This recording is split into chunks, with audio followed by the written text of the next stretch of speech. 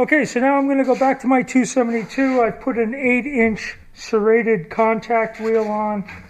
Got a nice fresh 60 grit. This is a cubic zirconia belt. I'm not really familiar with them, but I decided to give it a shot here and see how well they cut. I've got a adjustable tipping work rest that I made for this myself, and this allows me to cut what's approximately, I have it set at approximately a 45-degree angle off of dead vertical. And I'm going to cut like this.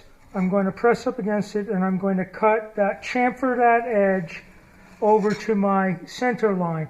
Now my center line, unfortunately, I'm not real good at forging and getting my edges center because my center line is very close to this edge already. So I'm going to end up having some serious problems here with this knife and getting that all those bevels cut nice and even, but I'll show you how I fix that later. In the meantime, let's start getting this chamfered edge bevel.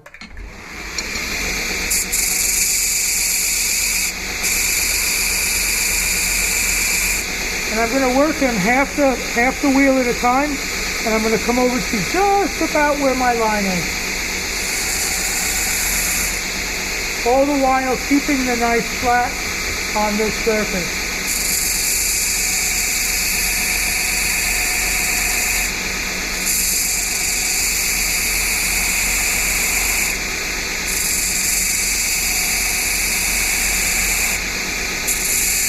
Take a little bite out. When I start to get into the curve of the blade,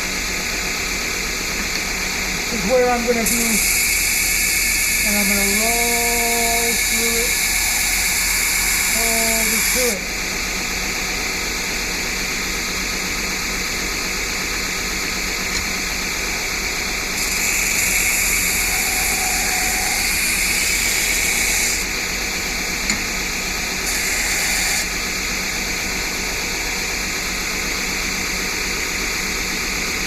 I'm going to do a little bit on the other side. I can get a little bit of a chamfer out of it. I'm not so close to the edge that it won't work.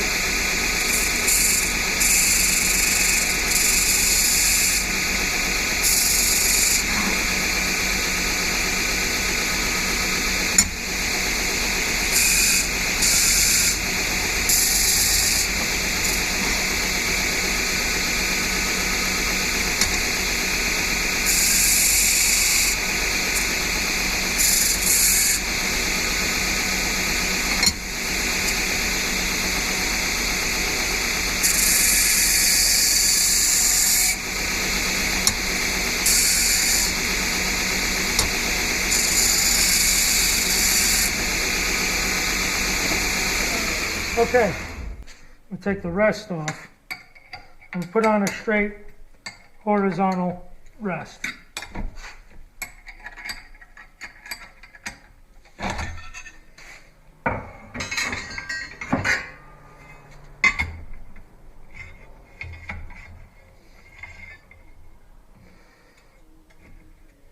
Because although this is going to be a pretty flat grind, I'm going to go with a flat grind on this Bowie. I'm going to start out by making it a hollow grind. And I'm sure there's a lot of people right now who are scratching their heads saying, why? And this is a grinding method that I learned from none other than Tim Hancock. And I'll show you how this works, and it does go a lot faster.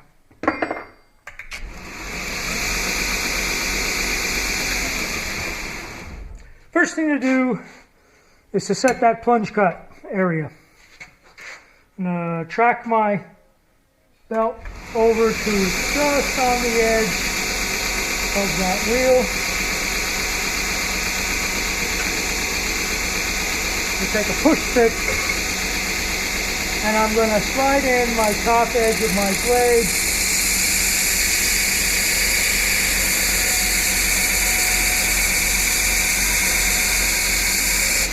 I'm going to start my hollow grinding cut.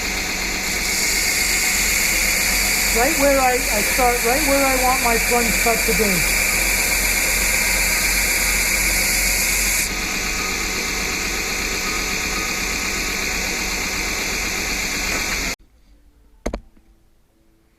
Okay, I'm going to readjust that a little bit here, and changed out my belt to a different belt, the one I'm more used to. But I've got my belt lined up pretty well with the edge of the wheel, and I'm going to continue grinding. And the grinding operation is applying pressure with the push stick against the blade, and the other hand, all this does is keep the blade flat on the rest and pulls it alongside. That's all this hand does. Don't try to push or apply pressure with this. You'll end up twisting your blade. You'll end up coming off the wheel like this. All this hand does is pull it to the side and make sure it stays flat on the rest.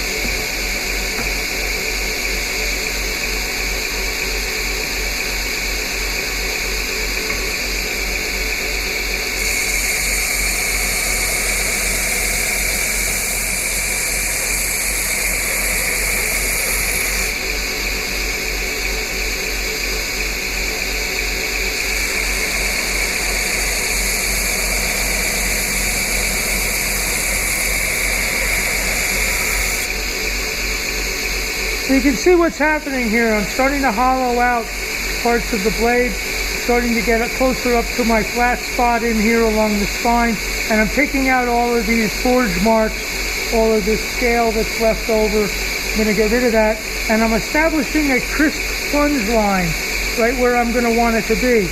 And when I come in on my next grinding pass, I'm going to start in blade first, just touch up against the wheel, and I'm going to slide it back this way until I feel myself get up against that spot. And then I'm going to rock the blade down to the next section I want to cut, apply pressure in that spot, and slide it along.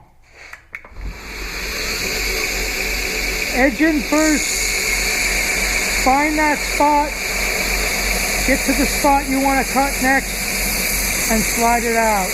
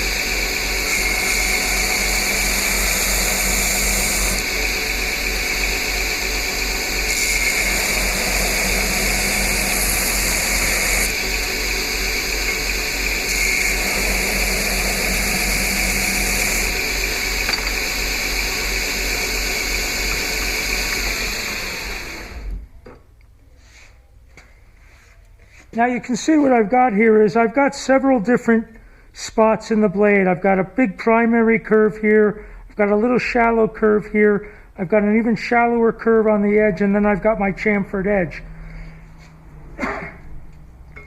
What we're going to do is the next phase is going to be to move back to the flat platen, and we're going to lay that flat platen in up against those curves. And it's going to touch here at this high spot, and it's going to touch here at this high spot. And we're going to take that flat platen, and we're going to grind those two spots down until we have one straight area across the blade. One straight area across the blade. Touch it up against that flat high spot, the next high spot, apply pressure on the top, and join those 2 points across these curves. It's a lot faster on the flat grind. That way, when it's not cutting through a huge cross section of steel, the serrated wheel cuts a lot faster than the flat platen. So this happens very quickly If you were to try to cut this all with the flat platen, it'll go a lot slower. Can be done, but it goes a lot slower. Now I'm going to do the other side the same way I did this side. I'm not going to videotape that so that you don't have to sit here and watch the same process over and over again. And then I'll come back when I'm ready to go to the flat platen. Okay, so we're back to the flat platen. We're going to take that flat platen 60 grit belt and we're going to press this up against the side and we're going to touch that high spot to the high spot. We're going to apply most of our pressure in the upper portion of the edge here, and we're going to start to create a flat plane between those high spots, all the while keeping an eye on that center line that we established back in step whatever that was 4.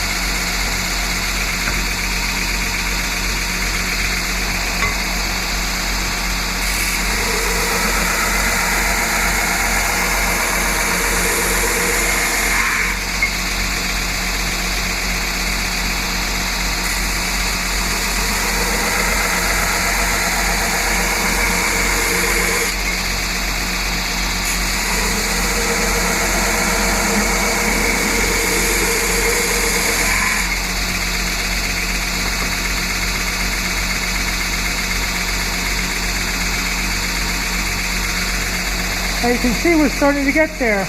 These last 2 hammer marks are starting to disappear as this plane starts to join with that plane.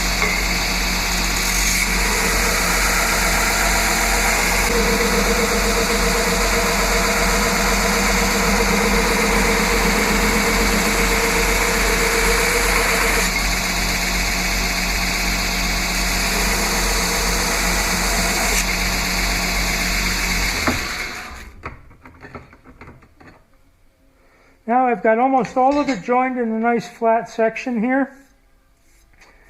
Although we think it's flat, it's not really flat, but it looks pretty flat. But the 2x72 doesn't really create a flat surface here. That's why we go to the disc grinder later. But I've got about, I don't know, maybe almost 1/4 of an inch left along the top here. That's a good spot. I'm still pretty good on my edge. I'm going to go to a slightly finer belt. This is a 60. I'm going to go to a 120. And I'm going to finish that bevel out with 120 grit.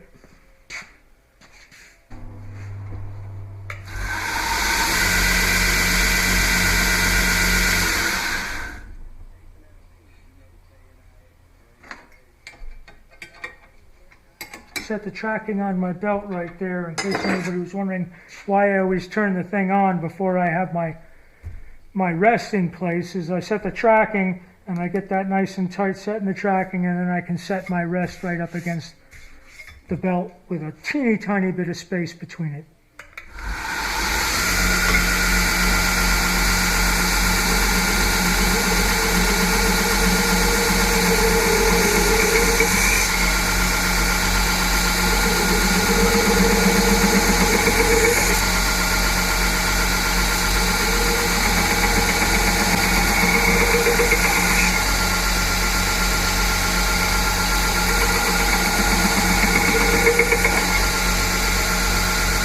Yeah, you can see that hammer mark is almost nothing now.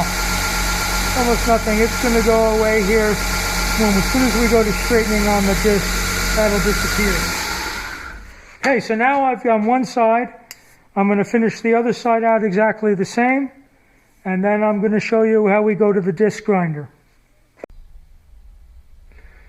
Okay, so I now have both sides pretty well roughed in to where they're fairly flattened out, fairly straight.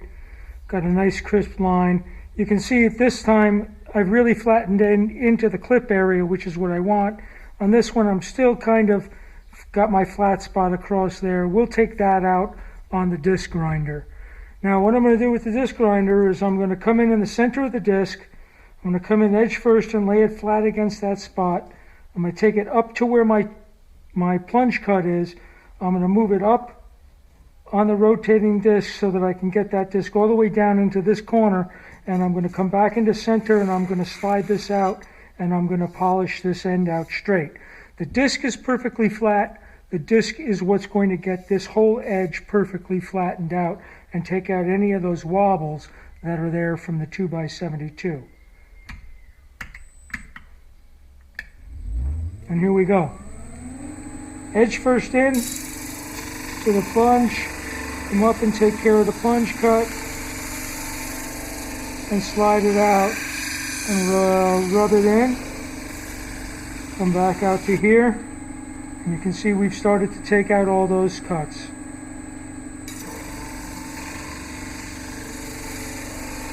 This is 150 grit sandpaper. And this is going to straighten everything out in this area. Now, if you want to apply a certain amount of pressure to a certain area, you can do that, and you can hold that, and you can create a little bit more of a cut in that area there with a disc. Your thumb is really what's providing all the pressure here. As soon as your thumb starts to get a little warm, cool the blade.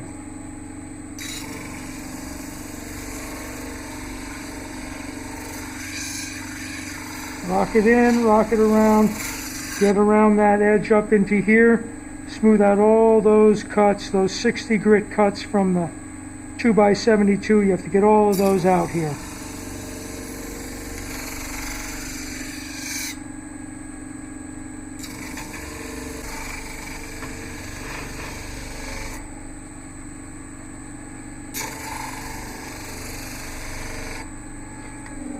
Now, on long blades like this, some guys will use a 1-inch degree bevel disc, and that means that this disc is tapered all the way around at a 1 degree bevel. And then what that does is on a flat disc, when you're grinding like this part of the blade is contacting this part of the wheel, and this part of the wheel is going up, making it want to drag that up into you this way. And you really want to be cutting downward on your edge at all times. So they'll get that blade and they'll give it a slight tip out, and this part won't contact this side of the blade. However, you have to remember that the 1 degree disc, the 1 degree beveled disc, cuts a hollow grind. It's a very shallow hollow grind, but it is a hollow grind, and it makes it very difficult to hand sand out. If you want a flat grind, you can't use a 1 degree beveled disc. All of my 60 grit and 120 grit marks are fairly well polished out of this thing.